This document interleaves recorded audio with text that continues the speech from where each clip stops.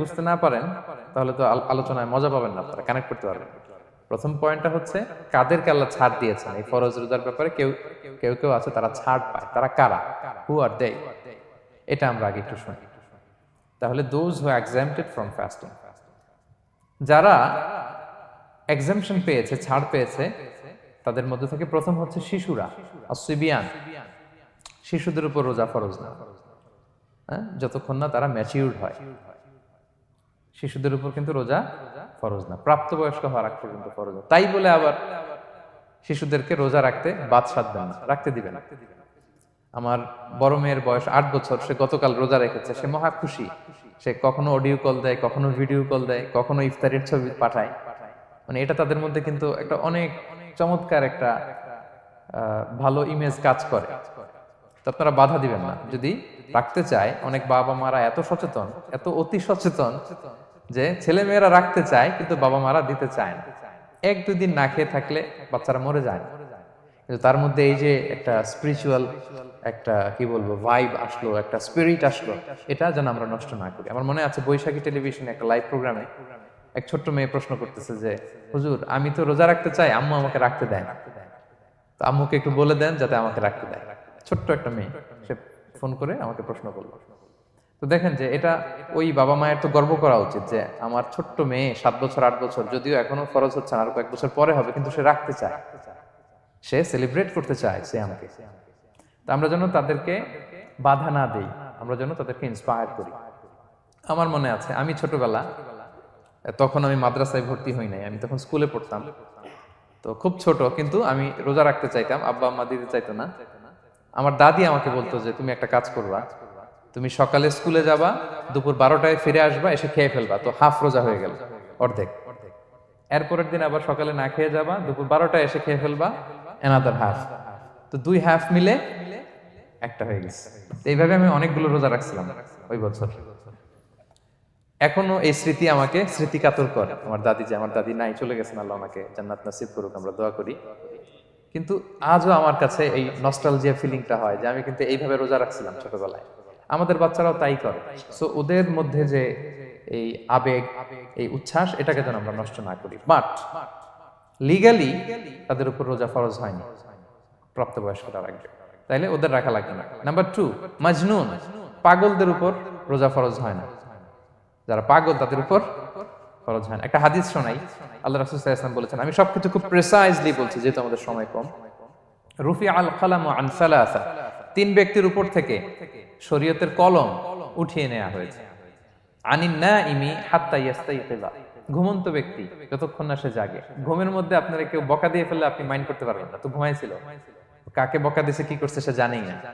ঘুমন্ত ব্যক্তির উপর থেকে শরীয়তের কলম উঠিয়ে নেওয়া হয়েছে।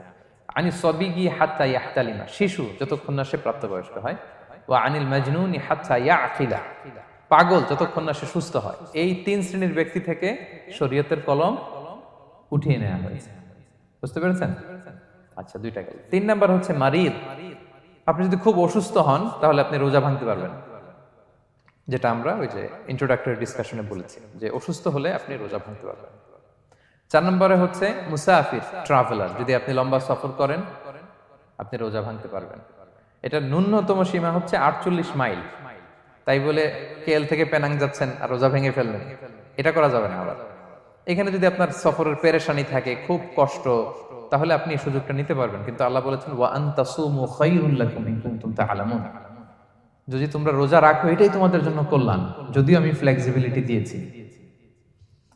তো রাসূল সাল্লাল্লাহু আলাইহি ওয়াসাল্লামের সময় দেখা যেত যে মক্কা থেকে মদিনা, মদিনা থেকে তায়েফ যেতে প্রচন্ড গরমের মধ্যে ওনারা উট দিয়ে মরুভূমির উপর দিয়ে যেত।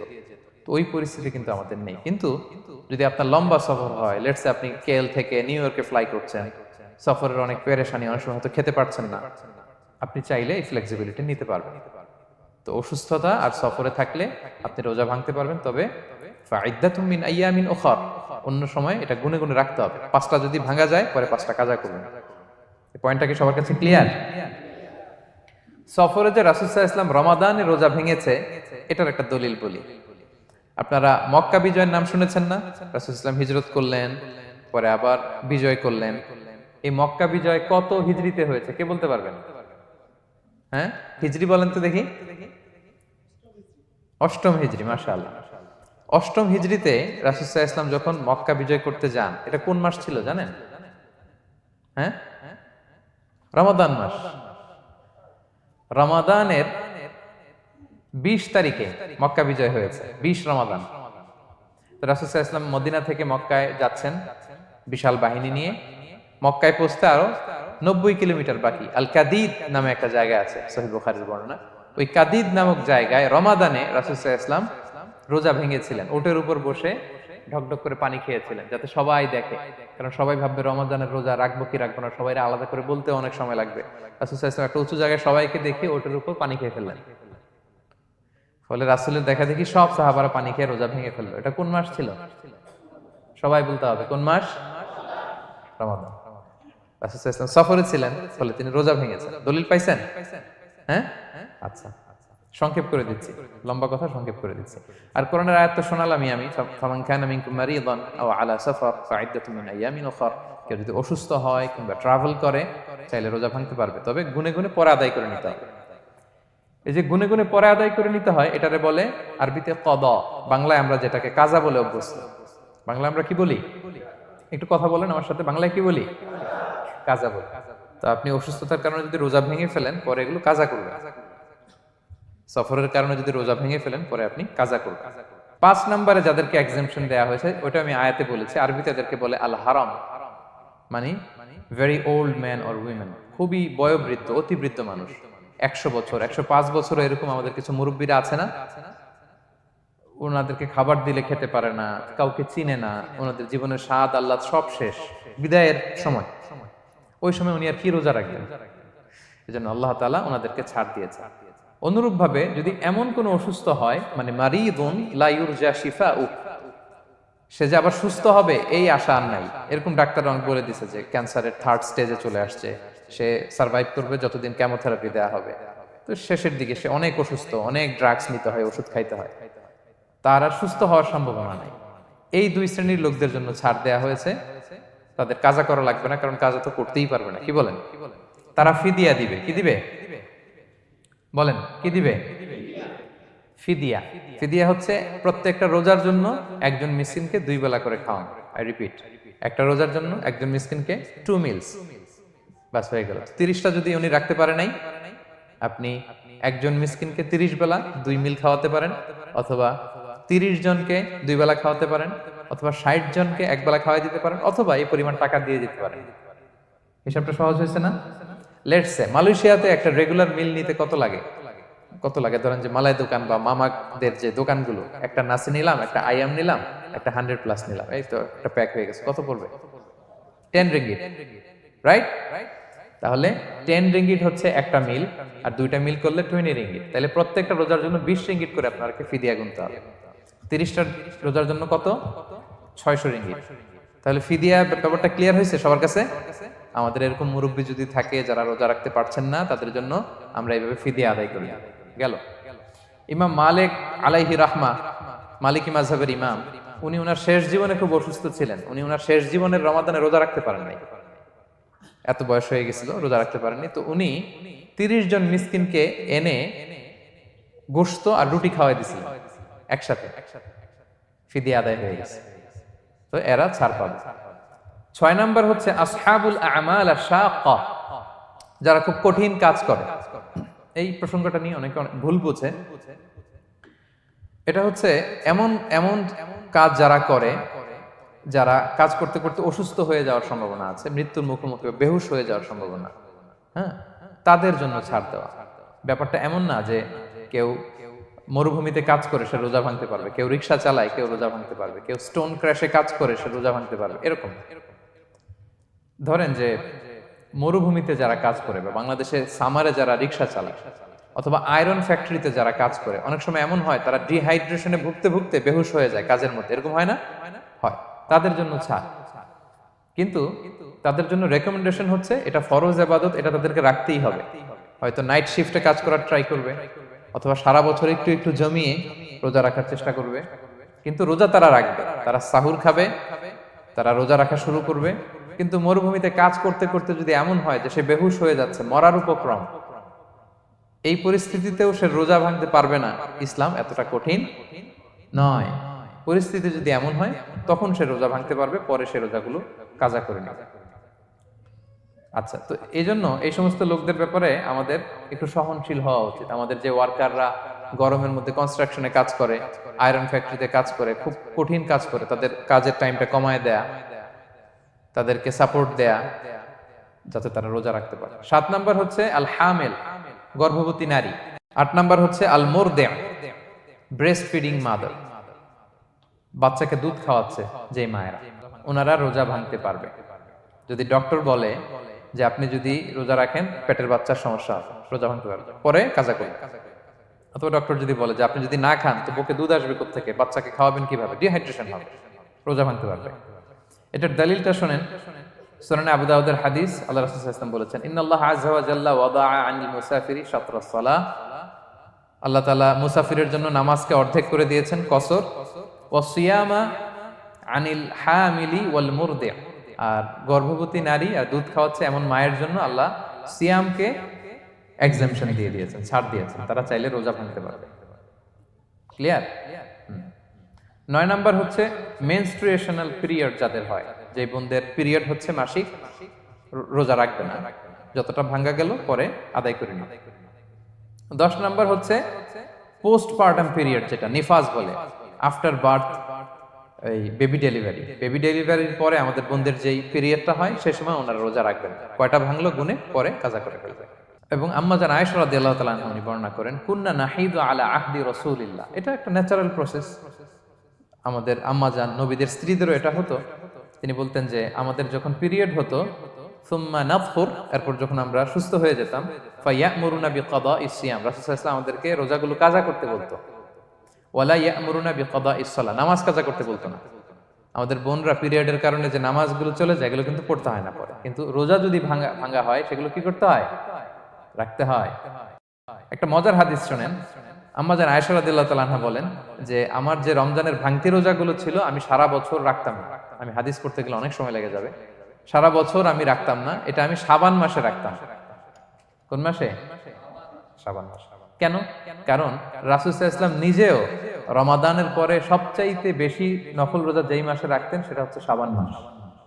এই যে এই মাসের আগে যে মাসটা আমরা কাটায় আসলাম শাবান, এই শাবান মাসের প্রায় পুরো মাসে রাসূল সাল্লাল্লাহু আলাইহি ওয়াসাল্লাম রোজা রাখতেন। তো আম্মা জান আয়েশার যে ভাঙতি রোজাগুলো উনি সারা বছর না রেখে ওই সময় রাখতেন, হাজবেন্ড ওয়াইফ দুইজনেই রোজাদার। ব্যাপারটা সুন্দর না অনেক? দুইজনেই, যেহেতু আমার হাজবেন্ডও রাখতেছে তো আমিও এই টাইমে রাখি, এইভাবে উনি বুদ্ধি করে ওনার রোজাগুলো রেখে দিতেন, উনি শাবান মাসে রাখতেন। কারণ তিনি রাসূল সাল্লাল্লাহু আলাইহি ওয়াসাল্লামের ব্যাপারটা খেয়াল করতেন। এমন হতে পারে যে অন্য মাসে যদি উনি রোজা রাখেন দিনের বেলায়, রাসূল সাল্লাল্লাহু আলাইহি ওয়াসাল্লাম হয়তো আম্মা জান আয়েশা রাদিয়াল্লাহু তাআলা আনহা সঙ্গ পেতে চাইতে পারেন দিনের বেলায়, সো এটা রাসূল সাল্লাল্লাহু আলাইহি ওয়াসাল্লামের জন্য কষ্টকর হবে, আর উনি তো রোজা রেখেছেন, সো উনিও প্ল্যান করে এমন সময় রাখতেন যে সময় রাসূল সাল্লাল্লাহু আলাইহি ওয়াসাল্লাম নফল রোজা রাখতেন, শাবানে রাখতেন। তো আমাদের বোনরা এই কাজটা করতে পারেন, শাবানে আপনারা এগুলো রাখতে পারেন। এই পয়েন্টটা শেষ। এই লোকেরা রোজা ফরজ হওয়ার পরেও ছাড় পাবে, আর যে সমস্ত ক্ষেত্রে ভাঙতে পারবে তারা পরে এগুলো কাজা করবে। কাজা মানে একটা রোজার জন্য একটা রাখা, একটার জন্য একটা রাখা। আর ফিদিয়া মানে কি একজন বলতে পারবেন? বলেন।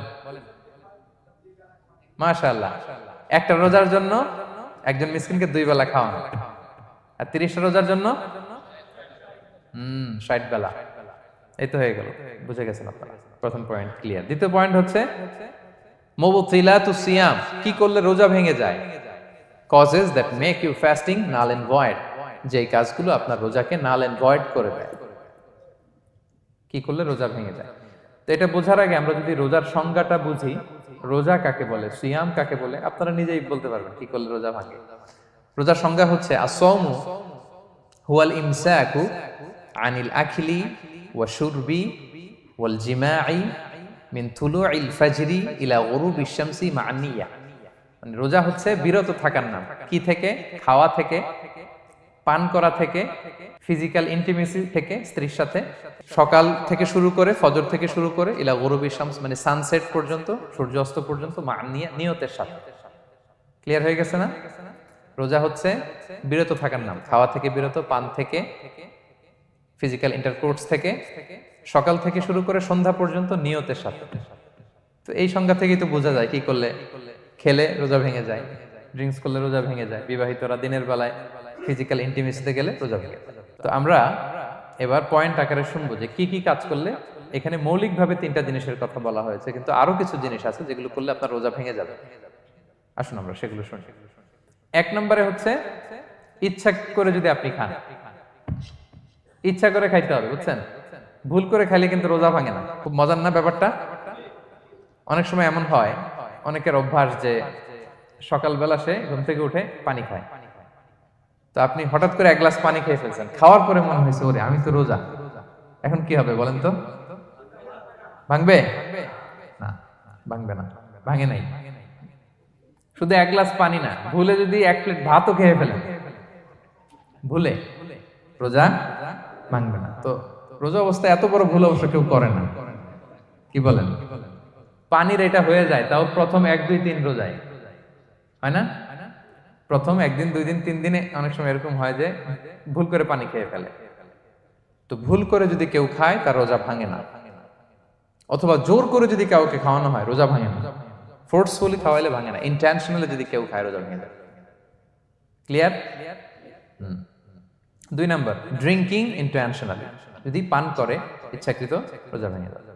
3 নম্বরে হচ্ছে ফিজিক্যাল ইন্টারকোর্স, দিনের বেলায় যদি ফিজিক্যাল ইন্টিমেসিতে যায় হাজব্যান্ড ওয়াইফ, এবং দেহ থেকে যদি সিমেন আউট হয় রোজা ভেঙে যায়। তবে ইচ্ছাকৃত যদি আপনি রোজা ভাঙেন, এটা বড্ড ভয়ঙ্কর প্রিয় ভাইরা, এটা খেয়াল করে মনে রাখবেন যে ইচ্ছা করে রোজা ভাঙার চেয়ে বড় স্পর্ধা আর হতে পারে না। কারণ এই রোজা রাখাটা কি রমাদানে ফরজ। আপনি যদি ফরজ ইচ্ছা করে ভাঙেন তাহলে শুধু কাজা করলে হবে না, কাফারা দিতে হবে। কে দিতে হবে? তাহলে আমরা জানছি কাজা, আমরা জেনেছি ফিদিয়া, এবার নতুন একটা টার্ম শুনলাম, এটা কি? কাফারা। ইচ্ছা করে রোজা ভাঙলে কাফারা দিতে হবে। এন্ড হোয়াট ইজ কাফারা?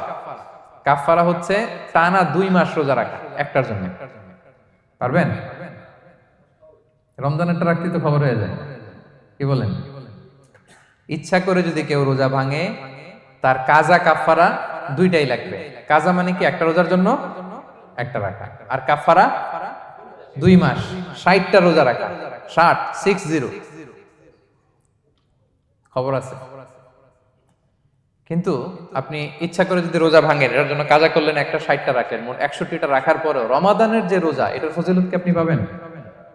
এটা আপনি পাবেন না। এটা বড্ড ভয়ঙ্কর। আমরা যেন ইচ্ছা করে কেউ রোজা না ভাঙি। এই ইচ্ছা করে যদি কেউ রোজা ভাঙে, অথবা ইচ্ছা করে দিনের বেলায় যদি কেউ ফিজিক্যাল ইন্টারকোর্স করে, তখন তার কাজাও করা লাগবে, কাফারাও করা লাগবে। এই ভুল যেন আমরা কখনো না করি, মনে থাকবে। এবার একটা মজার হাদিস শোনেন, সহিহ বুখারী। এক সাহাবী দৌড়ে এসে রাসূল সাল্লাল্লাহু আলাইহি ওয়াসাল্লামকে বলতেছে, ইয়া রাসূলুল্লাহ হালাকতু ইয়া রাসূলুল্লাহ, হে আল্লাহর রাসূল আমি তো শেষ। সাহাবী বলতেছে, ইয়া রাসূলুল্লাহ আমি তো শেষ। তো তুমি শেষ, কি হয়েছে তোমার? রাসূল সাল্লাল্লাহু আলাইহি ওয়াসাল্লাম বললেন, ওয়ামা আহলাকাক, তুমি কেন, কি সমস্যা? হালাকতু ইয়া রাসূলুল্লাহ লিটারাল মিনিং হচ্ছে, ইয়া রাসূলুল্লাহ আমি তো ধ্বংস হয়ে গেলাম। রাসূল বললেন, কি হয়েছে, কিভাবে ধ্বংস হইলা? তো সাহাবী বললেন, ওয়াকাআতু আলা ইমরাআতি ফি রমাদান, আমি রমাদানের দিনের বেলায় আমার স্ত্রীর সাথে ফিজিক্যাল ইন্টারকোর্স করে ফেলেছি, আমি তো শেষ, ইয়া রাসূলুল্লাহ আমারে বাঁচান। তারপর রাসূল সাল্লাল্লাহু আলাইহি ওয়াসাল্লাম বললেন, হাল তাজিদু মা কা'তিকু রাকাবা, তুমি কি একটা দাস আজাদ করতে পারবে? কাফারার মূল বিধান হচ্ছে দাস আজাদ করা, অথবা 60টা রোজা রাখা, অথবা 60 জনকে খাওয়ানো। ওকে? তো রাসূল সাল্লাল্লাহু আলাইহি ওয়াসাল্লাম বলতেছে, তুমি কি একটা দাস আজাদ করতে পারবে? উনি বলল, না আমার তো এই সক্ষমতা নাই, আমি পারবো না। তো রাসূল সাল্লাল্লাহু আলাইহি ওয়াসাল্লাম বললেন, ফাহাল তাস্তাতিউ আন তাসুমা শাহরাইনি মুতাতাবিআইন, তাহলে টানা 60 দিন রোজা রাখতে পারবে? বলতেছে, লা ইয়া রাসূলুল্লাহ, এটাও আমি পারবো না, 60 দিন রোজা রাখা আমার পক্ষে সম্ভব না। এরপর রাসূল সাল্লাল্লাহু আলাইহি ওয়াসাল্লাম বললেন, ফাহাল তাজিদু মা তুতঈমু 60 মিসকিনান, তাহলে 60 জনকে খাবার খাওয়াইতে পারবে? বলতেছে, না এটাও পারবো না। তো কোনোটাই সে পারবে না। এবার উনি বসে রইলেন। ফাউতিয়া বিআরাকিন ফিহি তাম, হঠাৎ করে রাসূল সাল্লাল্লাহু আলাইহি ওয়াসাল্লামের কাছে এক ঝুড়ি খেজুর আসলো। এবার রাসূল সাল্লাল্লাহু আলাইহি ওয়াসাল্লাম বললেন, সেই লোক কোথায় যে কিছুই করতে পারবে না, একে ডাকো। এবার আসলেন। এবার রাসূল সাল্লাল্লাহু আলাইহি ওয়াসাল্লাম বললেন, তুমি দাসও আজাদ করতে পারবে না, 60 দিন রোজা রাখার নিয়ম এটাও পারবে না, 60 জনকে খাওয়ানো এটারও সক্ষমতা নাই, তাহলে এই যে এক ঝুড়ি খেজুর আসছে আমার কাছে, সাদাকার খেজুর, যাও এটা তুমি দান করে দাও আল্লাহর রাস্তায়। এবার উনি বলতেছে, আলা আফকারা মিন্না ইয়া রাসূলুল্লাহ, আমার চেয়েও গরীব কাউরে দান করব? রাসূলুল্লাহ সাল্লাল্লাহু আলাইহি ওয়াসাল্লাম বললেন হ্যাঁ। উনি বলতেছে যে আমার চেয়ে গরিব মদিনায় কেউ নাই। উনি বললেন ফামা বাইনা লাবাতাইহা আহলু বাইতিন আহওয়াজু ইলাইহি মিন্না ইয়া রাসূলুল্লাহ, এই মদিনায় আমার চেয়ে গরিব মানে এটার প্রতি মুখাপেক্ষী আমার চেয়ে বেশি কেউ আর নাই। ফাদাহিকান নবী সাল্লাল্লাহু আলাইহি ওয়াসাল্লাম, রাসূল সাল্লাল্লাহু আলাইহি ওয়াসাল্লাম এই কথা শুনে হেসে দিলেন। হাত্তা বাদাত আনিয়াবু, রাসূল সাল্লাল্লাহু আলাইহি ওয়াসাল্লামের চোয়ালের দুই পাশের দাঁত দেখা গেল। রাসূল সাল্লাল্লাহু আলাইহি ওয়াসাল্লাম সাধারণত হাসতেন না, দেহেক যেটা এটা খুব কম হাসতেন না, তিনি তাবাসসুম যেটা স্মাইলিং মুচকি হাসতেন, ওটাতে দাঁত দেখা যায়। কিন্তু এই লোকের কাণ্ড দেখে, এই সাহাবী রাদিয়াল্লাহু তাআলা আনহুর কাণ্ড দেখে রাসূল সাল্লাল্লাহু আলাইহি ওয়াসাল্লাম হাসি আর থামা রাখতে পারলেন না। ফাদাহিকান নবী সাল্লাল্লাহু আলাইহি ওয়াসাল্লাম, রাসূল সাল্লাল্লাহু আলাইহি ওয়াসাল্লাম এমন হেসেই দিলেন যে ওনার দাঁত দেখা গেল, এরকম হাসি উনি হাসেন না। এরপর রাসূল সাল্লাল্লাহু আলাইহি ওয়াসাল্লাম বললেন কি আর করা, যাও ইযহাব ফাআতইমহু আহলাক, যাও নিয়ে তোমার ফ্যামিলিতে খাও। করছো তুমি বড় ভুল, এখানে কাফারা দিতে হবে, 60টা রোজা রাখা, দাস মুক্তি, 60 জনকে খাওয়ানো, কিছুই পারবা না। আসলো খেজুরের বক্স তোমার সাহায্য করার জন্য দিলাম, যাও এটা সদকা করো। এখন তুমি বলতেছো তোমার চেয়ে গরিব আর মদিনায় কেউ নেই, তো কি আর করা, যাও তুমি খাও। তো এই মজার হাদিসটা এই কাফারা রিলেটেড হাদিসের মধ্যে এসেছে। তো যদি আপনি ভুল করে, আপনি যদি ইন্টেনশনালি ইচ্ছা করে যদি রোজা ভেঙে ফেলেন, প্রিয় ভাইরা, এটা কিন্তু বড্ড ভয়ঙ্কর। এটার জন্য আপনার কাফারা দিতে হবে, 60টা রোজা রাখতে হবে। এটা যদি না পারেন 60 জনকে খাওয়াতে হবে। কোনোটাই তো সহজ না, কি বলেন? অনেক ব্যয় সাপেক্ষ। গেল 3টা গেল। আর কি করলে রোজা ভেঙে যায়? ইচ্ছা করে যদি বমি করে রোজা ভেঙে যাবে, তবে অনিচ্ছা সত্ত্বে বমি আসলে রোজা ভাঙে না। ক্লিয়ার? রাসূলুল্লাহ সাল্লাল্লাহু আলাইহি ওয়াসাল্লাম বলেছেন মান দারাআহুল কাইউ আই গালাবাহু ফালাইসা আলাইহি কাদা, কেউ যদি অনিচ্ছাকৃত বমি আসে কাজা করা লাগবে না। ওমান ইস্তাকা, কেউ যদি ইচ্ছা করে বমি করে আমদান ফালিয়াকদি, সেজন্য এই রোজাটা কাজা করে। আচ্ছা, 5 নাম্বার হচ্ছে আল ইস্তিমনা মানে মাস্টারবেশন, হস্তমৈথুনের মাধ্যমে কেউ যদি সিমেন আউট করে তাহলে তার রোজা ভেঙে যাবে এবং এটার জন্য কাজা কাফারা দুইটাই লাগবে। 6 নাম্বার স্মোকিং। স্মোকিং যদি রমাদানে কেউ করে রোজা কিন্তু শেষ। এদিকে আমার মাসালা শেখায় না নতুন করে, অনেকে অনেক ডানে বায়ে মাসালা করে যে হুজুর এটাতে এই, ওটাতে এটা তো ধোঁয়া, এটা তো এই না। স্মোকিং করলে আপনার রোজা ভেঙে যাবে, কারণ এটার মধ্যে এমন পার্টিকেল থাকে যেটা আপনার ভিতরে চলে যায়, সো আপনার রোজা ভেঙে যাবে। খবরদার স্মোকিং করবেন না। 7 নাম্বারে আপনি যদি নাকে ড্রপ দেন, রোজা রাখা অবস্থায় নাকে ড্রপ দেওয়া যাবে না। হ্যাঁ, নাক হচ্ছে gateway to reach in the stomach, এটা স্টোমাকে পৌঁছার একটা গেটওয়ে।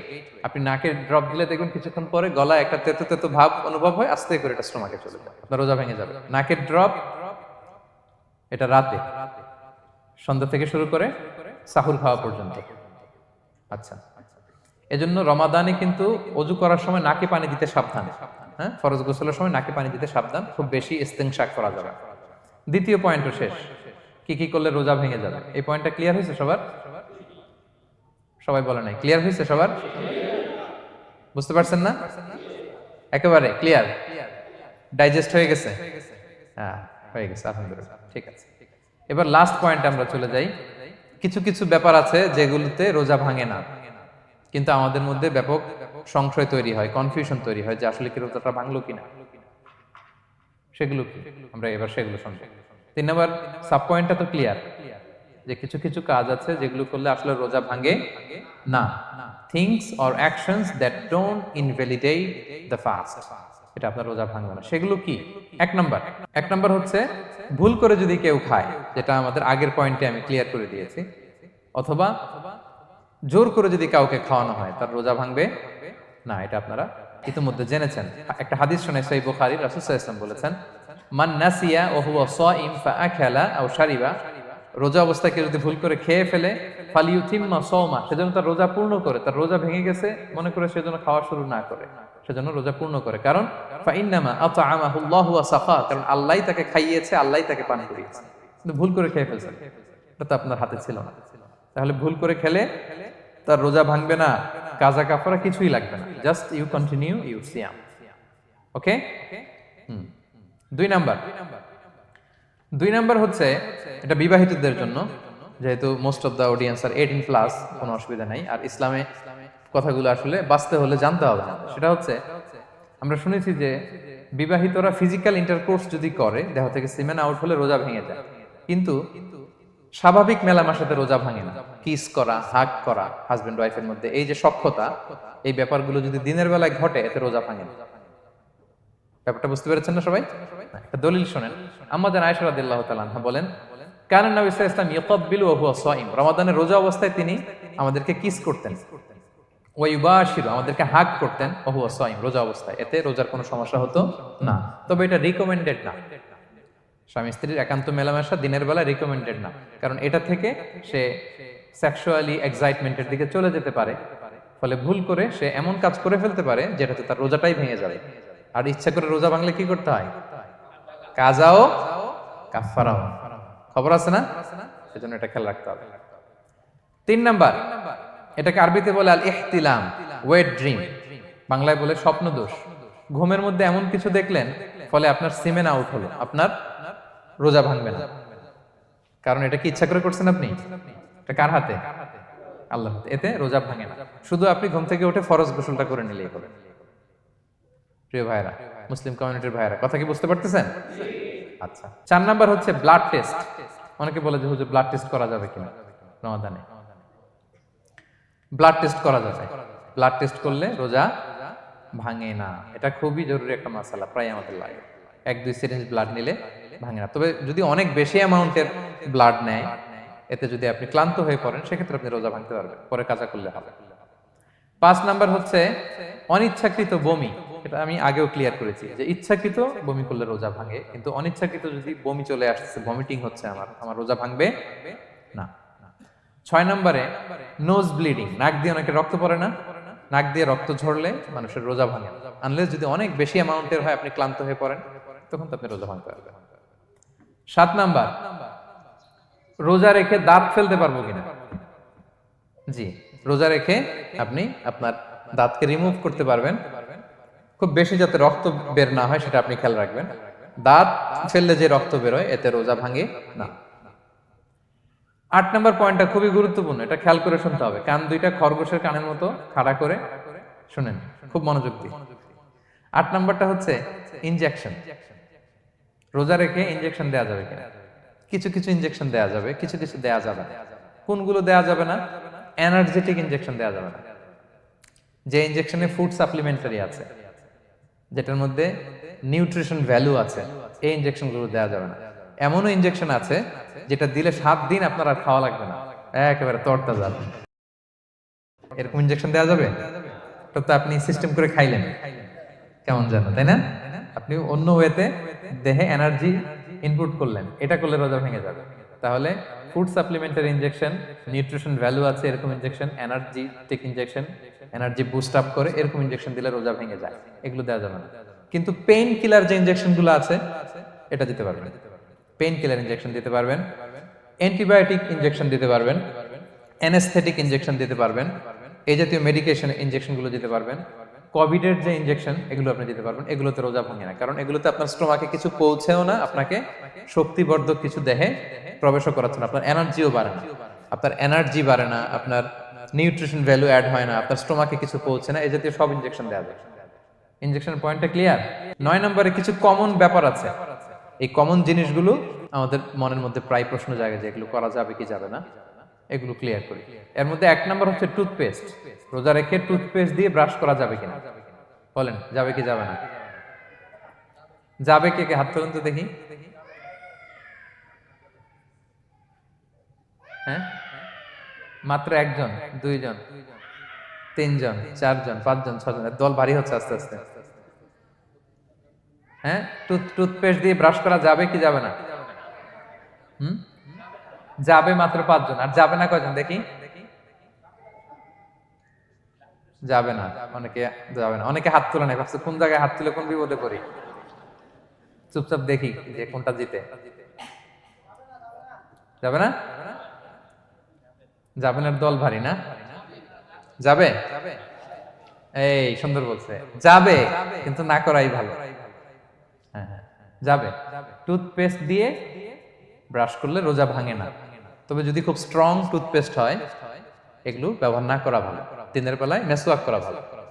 হ্যাঁ, মেসওয়াক করলে ওইটা সবচেয়ে সেফ।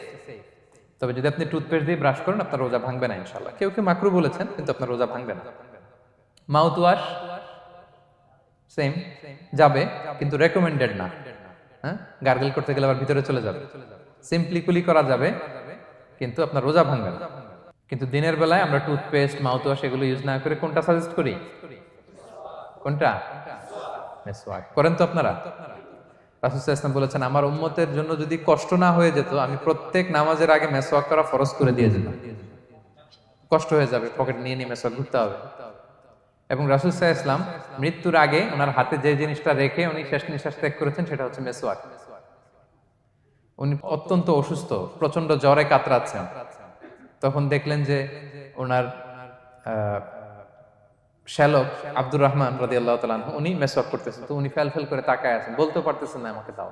আম্মা জান আয়েশা বুঝতে পারলেন যে রাসূল মনে হয় চাচ্ছেন, তো উনি এটা নিয়ে এসে নিজে চাবালেন। রাসূল সাল্লাল্লাহু আলাইহি ওয়াসাল্লাম চাবায় যে নরম করবেন এই শক্তিটাও গায়ে নাই। আম্মা জান নিজে চাবিয়ে রাসূল সাল্লাল্লাহু আলাইহি ওয়াসাল্লামের হাতে দিলেন, রাসূল সাল্লাল্লাহু আলাইহি ওয়াসাল্লাম মেসওয়াক করলেন। এই মেসওয়াক করার কিছুক্ষণ পরে তিনি ইন্তেকাল করলেন। আরবাউন মিন সুনানিল মুরসালিন, চারটা সুন্নাত, এটা সব নবীদের মধ্যে ছিল। এর মধ্যে একটা হচ্ছে আসওয়াক, মেসওয়াক। মেসওয়াক করবেন তো আপনারা? আচ্ছা। এরপর রোজা রেখে আতর দেয়া যাবে, কোনো সমস্যা নাই। পারফিউম দেয়া যাবে, সমস্যা নেই। আই ড্রপ দেয়া যাবে, চোখে ড্রপ দেয়া যাবে, আইলাইনার দেয়া যাবে, কাজল দেয়া যাবে, এগুলোতে রোজা ভাঙে না।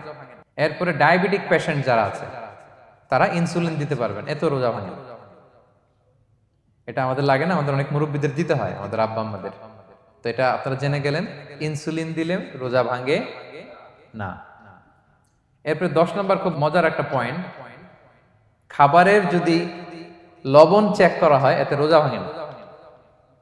তবে ঘরে আপনারা এটা ট্রাই করবেন না, এটা রেকমেন্ডেড না। এটা কখন রেকমেন্ডেড? এটা বড় শেফদের জন্য। লেটস সে রমাদানে 1000 লোকের বিরিয়ানি করা হবে, আল্লাহর বান্দারা রোজাদাররা খাবে, এটা লবণ বেশি হলে খাইতে পারবে? পারবে না। এজন্য যিনি শেফ, প্রধান বাবুর্চি, উনি লবণটা ট্রাই করতে পারবেন, করেই সাথে সাথে কুলি করে ফেলবেন, ভিতরে তো কিছু গেল না, এতে রোজা ভাঙে না। তাই বলে প্রতিদিন ঘরের রান্নাতে আবার এটা করতে যায় না। ঘরে দুইজন, আপনি আপনার হাজবেন্ড ওয়াইফ টোনাটুনি একটা হইলেই হইলো, কি বলেন? লবণ বেশি হবে কম হবে, কিন্তু বড় প্রোগ্রাম, অনেক রোজাদাররা একসাথে ইফতারি করবে, এটা তো লবণাক্ত হইলে খাওয়া যাবে না। তো সেক্ষেত্রে শেফ যদি জাস্ট জিব্বা দিয়ে লবণটা একটু ট্রাই করে নেয় যে অ্যাড করতে হবে না, ঠিক আছে, সাথে সাথে কুলি করে ফেলে, রোজা ভাঙবে না। দলিল কি? দলিল হচ্ছে কাঁচা ডালের মেসওয়াক।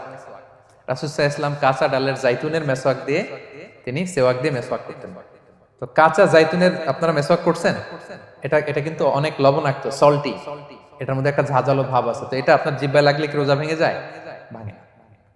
এবং আপনি যদি সমুদ্র অঞ্চলে সফর করেন, সমুদ্রে লেটস সে 1 মাসের, আমাদের এই যে বাংলাদেশে তো এখন এই কি বলে প্রায় 7 লক্ষ টাকা করে দিছে আমাদের হাজিদের জন্য, হজ করতে হলে প্রায় 7 লক্ষ টাকা লাগবে। তো এরকম ঘোষণাও দেখলাম যে নেক্সট ইয়ার থেকে সমুদ্র পথে যাওয়া যাবে কম খরচে।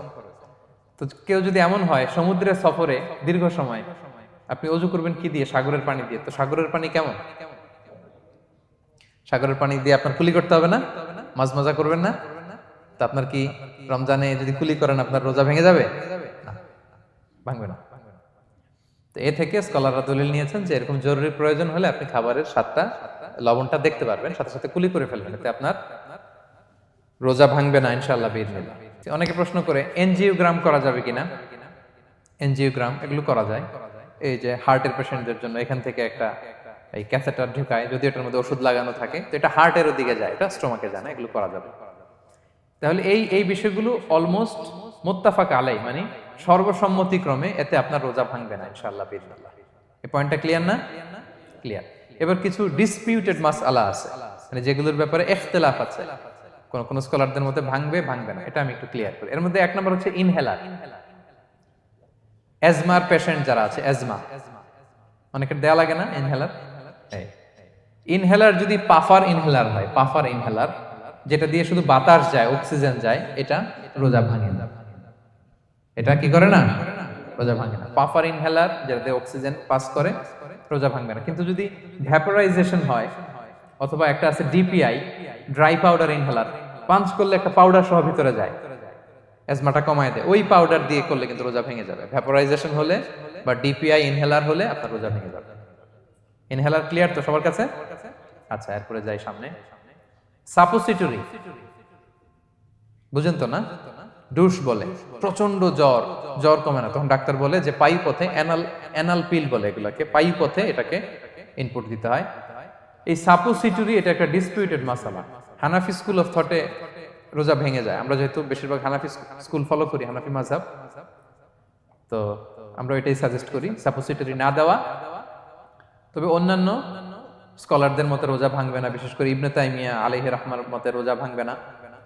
এখানে প্রসঙ্গ যেটা হচ্ছে, সাপোসিটরি সাধারণত দিতে হয় ইমার্জেন্সি পিরিয়ডে, কি বলেন, জ্বর আর কমে না, কঠিন অবস্থা, তো ওই অবস্থায় তো রোজা এমনি ভাঙা যায়। প্রচন্ড অসুস্থ হলে ভাঙা যায় না রোজা? ভাঙা যায়। তো আপনি রোজা ভাঙবেন, পরে কাজা করে ফেলবেন, সাপোসিটরি দিবেন, অসুবিধা নেই। আচ্ছা, এয়ার ড্রপ, কানের যে ড্রপ আছে, এটার মডার্ন স্কলারদের মতে, যে ফিক একাডেমি গুলো আছে এদের মতে রোজা ভাঙবে না, কিন্তু হানাফি স্কলারদের মতে রোজা ভেঙে যাবে। তো আমরা সাজেস্ট করি এটা আপনি না দেন, আগে পরে দেন। 3 নাম্বার, হার্টের পেশেন্টদের একটা ওষুধ দিতে হয়, এটাকে নাইট্রোগ্লিসারিন ট্যাবলেট বলে, জিহ্বার নিচে দেয়, দেওয়ার সাথে সাথে বডি এটা অ্যাবজর্ব করে ফেলে, ওষুধটা আর থাকে না জিহ্বার নিচে। জিহ্বার নিচে এটাকে প্লেস করলে সাথে সাথে এটা বডি অ্যাবজর্ব করে, এখানে আবার পাম্প শুরু হয়ে যায়। তো হার্ট অ্যাটাক করলে এটা দেয়। আধুনিক যে ফিক একাডেমি গুলো আছে তাদের মতে রোজা ভাঙবে না, কিন্তু হানাফি স্কুল অফ থটে তাদের মতে যেহেতু সম্ভাবনা আছে কিছু চলে যেতে পারে, যদিও যায় না, হানাফি মাযহাব হচ্ছে খুব ইহতিয়াত অবলম্বন করে, অত্যন্ত বেশি সাবধানতা অবলম্বন করে। কিন্তু মডার্ন ফিক একাডেমি গুলো তাদের মতে হার্ট পেশেন্টদের জন্য নাইট্রোগ্লিসারিন ট্যাবলেট যদি জিহ্বার নিচে রাখেন রোজা ভাঙবে না। হিজামা, কাপিং, হিজামা চিনেন তো? হ্যাঁ, হিজামা করছেন কেউ এখানে? আপনি করছেন, আর কেউ? অনেকে করছে দেখি, মাশাআল্লাহ। এটা এখন অনেক পপুলার হচ্ছে, রাসূল সাল্লাল্লাহু আলাইহি ওয়াসাল্লাম কিন্তু করতেন। এখন দেখবেন যে অনেক বড় বড় সেলিব্রিটিরা, অ্যাথলেটরাও করে। এরকম কাপিং এর টিউব আছে, পিঠে একটু কেটে ওটাকে লাগায় দেয়, আস্তে করে এই রক্তগুলো বের করে ফেলে, ব্যথা ট্যাথা, পেইন টেন এগুলো কমে যায়। এখন কিন্তু এটার অনেক প্রচলন পেয়েছে। হানাফি স্কুল অফ থটে হিজামাতে রোজা ভাঙে না, অন্যান্য স্কুল অফ থটে ভাঙে। তো হিজামা তো ইমার্জেন্সি কিছু না, আমার দিনের বেলায় কেন রমজান মাসে হিজামা করা লাগবে, আমি ইফতারের পরে হিজামা করলাম। আচ্ছা, ব্লাড ডোনেশন করলে রোজা ভাঙবে কিনা, এক ব্যাগ যে রক্ত নেয় ভাঙবে কিনা? হাম্বালি মাযহাব অনুযায়ী ভেঙে যায়, হানাফি মাযহাব অনুযায়ী ভাঙে না। আমরা হানাফি স্কুল ফলো করি, সো আপনি ব্লাড ডোনেট করতে পারবেন, ভাঙবে না। তবে অনেক ব্লাড ডোনেট করার কারণে যদি আপনি অসুস্থ হয়ে যান, দুর্বল, ওই অসুস্থতার কারণে আপনি ভাঙতে পারবেন। তবে এটা রেকমেন্ডেড, যদি ব্লাডের কারণে মুমূর্ষু রোগীর জীবন যায় অবস্থা, তখন অবশ্যই আপনি ব্লাড ডোনেশন করবেন, যাতে করে একজন মুমূর্ষু রোগী জীবন ফিরে পায়। তো এই পয়েন্টটা তো ক্লিয়ার না সবার? তো এই ছিল সম্মানিত সুধী কিছু মৌলিক বিষয় যেগুলো করলে আমাদের রোজা ভাঙে না। আমি এখন পুরো আলোচনা যা করলাম এগুলোর সামারি আপনাদেরকে শোনাবো। প্রথমে আমরা শুনেছিলাম যে কাদেরকে রোজা ফরজ হওয়ার পরেও এক্সাম্পশন দেয়া হয়েছে। প্রথমে আমরা বলেছিলাম কাকে? শিশু, শিশুর উপর রোজা ফরজ না, পাগলের উপর ফরজ না, অসুস্থ হলে ভাঙতে পারবে, তখন ফরজ থাকে না, কষ্টকর সফর যদি হয়, অনেক দূরের সফর, আপনি ভাঙতে পারবেন, তখন আর ফরজ থাকে না। তবে সেক্ষেত্রে রোজা রাখাটা রেকমেন্ডেড, রাখলে ভালো। 5 নম্বরে আল হারাম, অতি বৃদ্ধ যারা রোজা রাখতে পারতেছে না তারা ফিদিয়া দিয়ে দিবে, তাদের জন্য ছাড় আছে। 6 নম্বরে এমন কাজ করে, এই কাজের কারণে ডিহাইড্রেশন হয়ে বেহুশ হয়ে যাওয়ার উপক্রম যদি হয়, তখন এই অসুস্থতার কারণে রোজা ভাঙতে পারবে। তবে এই সমস্ত লোকদের ক্ষেত্রে আমাদের রেকমেন্ডেশন কি? তাদেরকে কি করা? সহায়তা করা, তাদেরকে আর্থিকভাবে সহায়তা করা। তারপর গর্ভবতী মায়েরা, তারা রোজা ভাঙতে পারবে। দুধ খাওয়াচ্ছেন এমন মায়েরা রোজা ভাঙতে পারবেন, তবে পরে ওনারা কাজা করবেন। পিরিয়ড চলছেন, মান্থলি পিরিয়ড, মেনস্ট্রুয়েশনাল পিরিয়ড, ওনারা রোজা ভাঙবেন, পরে কাজা করবেন। বাচ্চা ডেলিভারি দেওয়ার পরে যেই ব্লিডিংটা হয় সেটার কারণে রোজা ভাঙতে পারবেন, পরে কাজা করবেন। এবং কাজার ক্ষেত্রে আমরা একটা চমৎকার সাজেশন দিয়েছি যে আমাদের বোনেরা কোন মাসে কাজা করতে পারেন, চাইলে শাবান মাসে বেশি বেশি নফল রোজাও রাখলেন, তখন কাজাও করলেন।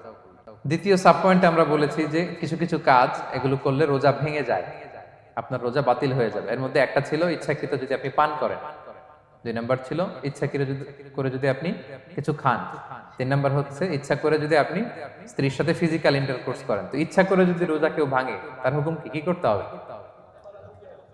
কাজাও করতে হবে, কাফফারাও করতে হবে। কাফফারা মানে কি? 60টা রোজা অথবা 60 জন মিসকিনকে খাবার খাওয়ানো 2 বেলা। আচ্ছা, এরপর ইচ্ছা করে যদি কেউ বমি করে,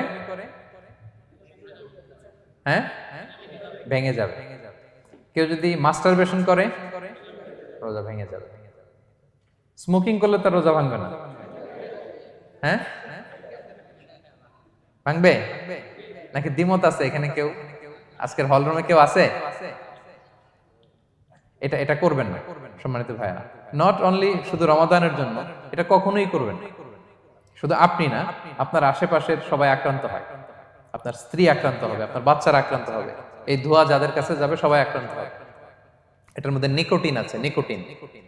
টোবাকো প্ল্যান্টসের ভিতরে কি থাকে?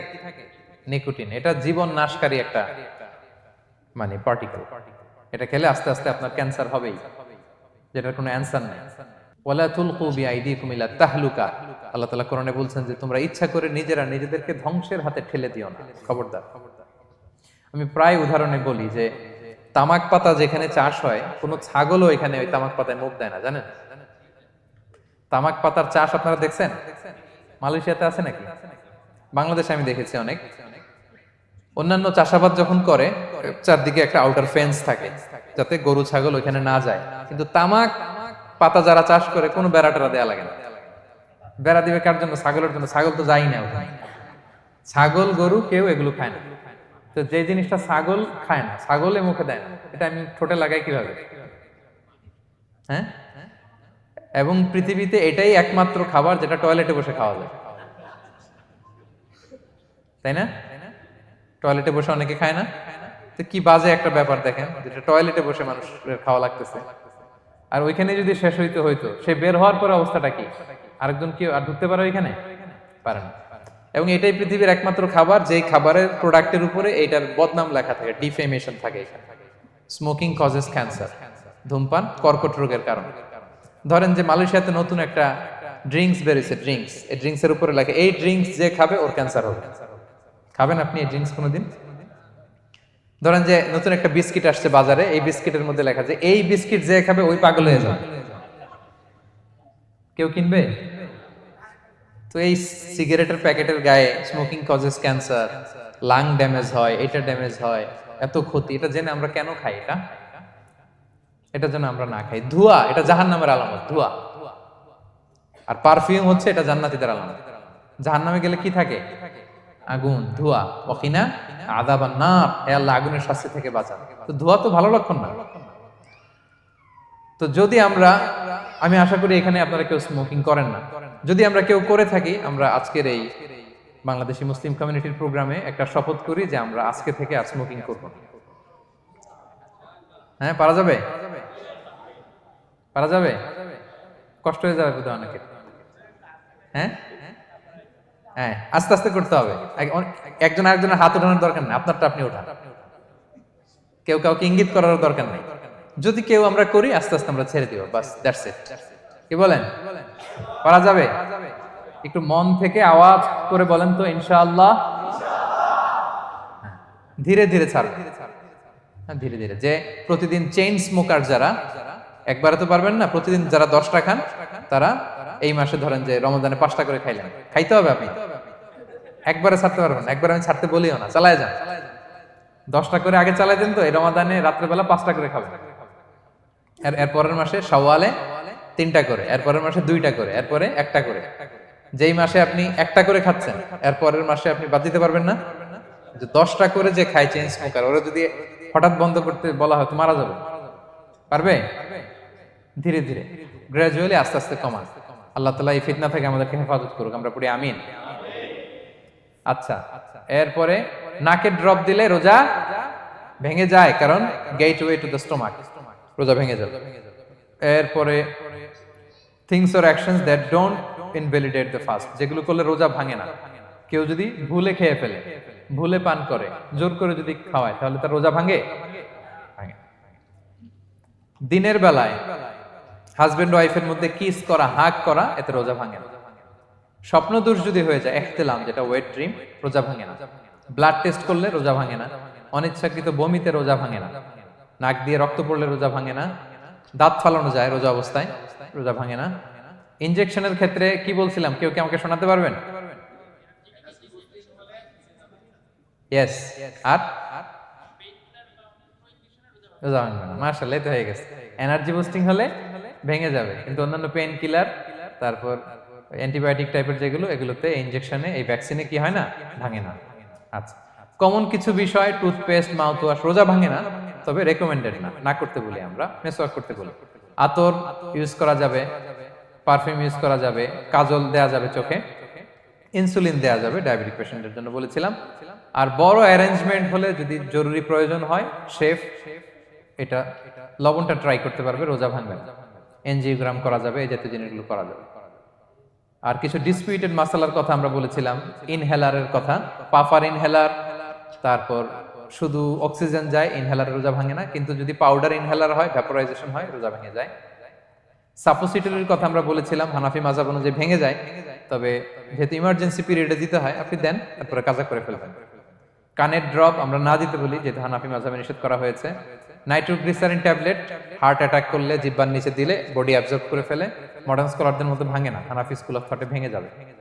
হিজামা করলে রোজা ভাঙে না, তবে আমরা দিনের বেলায় করতে নিষেধ করি। ব্লাড ডোনেশন রোজা ভাঙবে না, বেশি পরিমাণে যদি ব্লাড ডোনেট করেন, দুর্বল হলে অসুস্থতার কারণে ভাঙতে পারবেন, তবে জরুরি প্রয়োজনে আমরা অবশ্যই ব্লাড ডোনেট করব।